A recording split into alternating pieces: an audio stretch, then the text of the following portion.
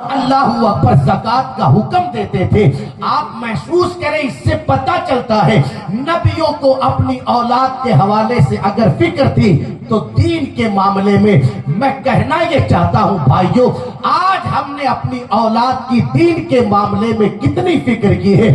جس پیرا میرا شاہ جیلا سیدنا شیخ عبد القادر جیلانی المعروف حضور غوث اعظم رضی اللہ تعالیٰ عنہ کی یاد میں آج کی ہم نے یہ محفل مبارکہ سجائی. ذرا پڑھے نا سرکار غوث اعظم رضی اللہ تعالیٰ عنہ کی زندگی. یہ جو عظمت سرکار غوث اعظم رضی اللہ تعالیٰ عنہ کو ملی، یہ جو مقام و مرتبہ سرکار غوث اعظم رضی اللہ تعالیٰ عنہ کو ملا، اس کے پیچھے بنیادی محنت سرکار غوث اعظم کی امی جان کی، سرکار غوث اعظم رضی اللہ تعالیٰ عنہ کی والدہ کی کس قدر فکر مند نظر آتی ہے. ام الخیر فاطمہ ثانی رضی اللہ تعالیٰ عنہ اپنے شہزادے کے دین کے معاملے میں جس وقت سرکار غوث اعظم بغداد کے لیے روانہ ہوئے اور ماں سے پوچھنے لگے، ماں مجھے کوئی نصیحت کر، تیرا بیٹا علم حاصل کرنے کے لیے بغداد جاتا ہے.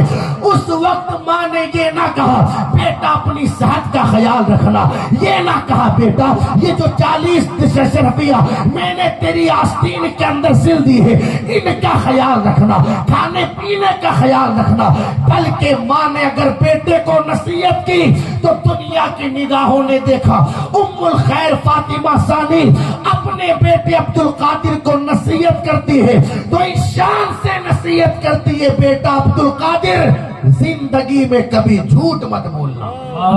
سبحان اللہ. نعرہ تکبیر، نعرہ رسالت، فیضان غوث اعظم، علماء اہل سنت، نعرہ تکبیر، نعرہ رسالت. سبحان اللہ. آپ محسوس کریں کس قدر وہ اپنی اولاد کے معاملے میں دین کے اعتبار سے فکر مند ہے. ارشاد فرمایا بیٹا عبد القادر زندگی میں کبھی جھوٹ مت بولنا.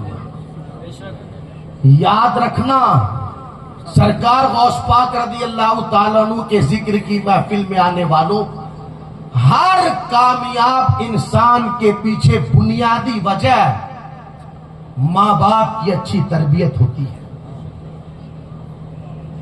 ماں باپ کی اچھی شکشا ہوتی ہے، اچھی تعلیم ہوتی ہے. اگر ماں باپ اولاد کی صحیح تربیت کر دے تو اولاد کامیاب و کامران ہوتی ہوئی نظر آتی ہے.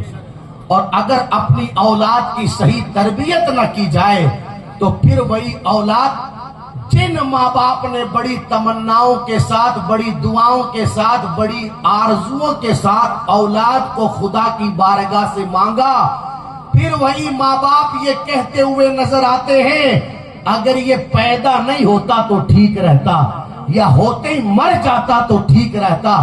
یہ جملے ان کی زبانوں سے کیوں نکلے؟ اس لیے کہ اولاد نے جوان ہونے کے بعد وہ دن دکھائے ماں باپ کو کہ وہ سماج میں کئی کسی کو منہ دکھانے کے قابل نہیں رکھتے. اللہ اکبر. یہ کیوں ہوتا ہے؟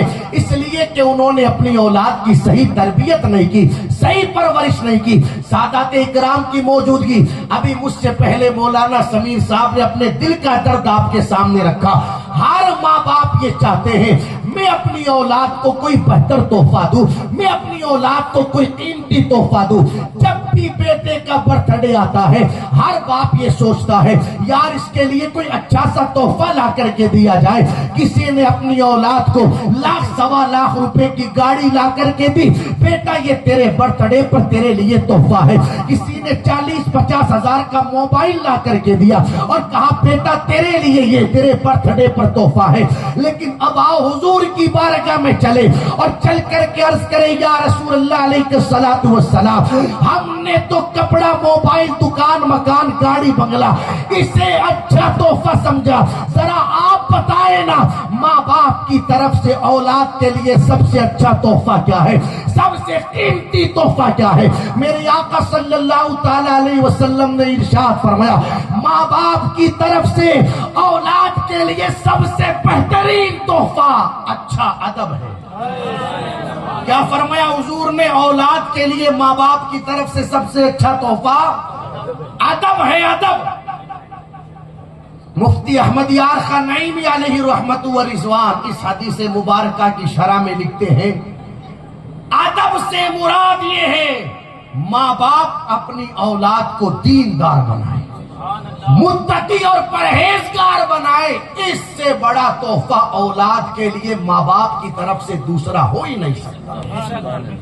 میں گزارش کرنا چاہوں گا بھائیوں، اپنے مرنے کے بعد اپنی اولاد کو مالدار چھوڑنا یا نہ چھوڑنا، اپنی اولاد کو دیندار ضرور چھوڑنا۔ مالدار چھوڑو یہ بھی ضروری چیز ہے، لیکن مالدار چھوڑنا یا نہ چھوڑنا، دیندار ضرور چھوڑنا۔